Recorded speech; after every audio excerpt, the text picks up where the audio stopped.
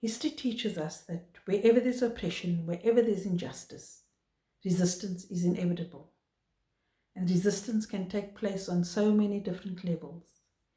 It can take place on the level of direct political interventions, community actions. It can take place on the level of policy and legal reform. It can take place on the level of education, of memory work, and of commemorations. And commemorative activities are particularly important when they are located within living memory.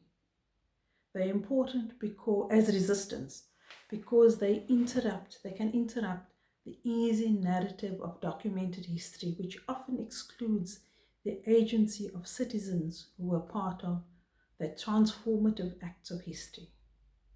At this time, in April 2020, we here in Cape Town, from the District 6 Museum and the broader Cape Town community, we want to mark, together with the Montessori and surrounding communities, the acts of resistance by citizens who were involved in the final insurrection during World War II against the Nazi fascist forces in Italy.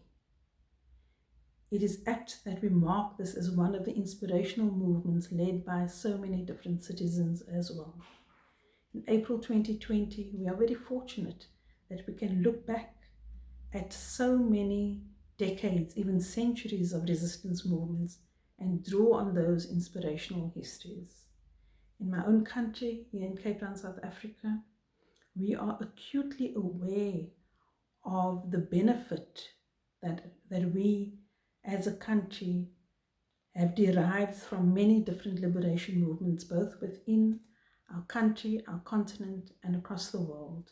And through the power of solidarity, our freedom was won. At the same time, we are also acutely aware that resistance is not final, it's not finite. It should be ever present within us as we are vigilant always to the potential creep of oppression and injustice, even within our democratic systems.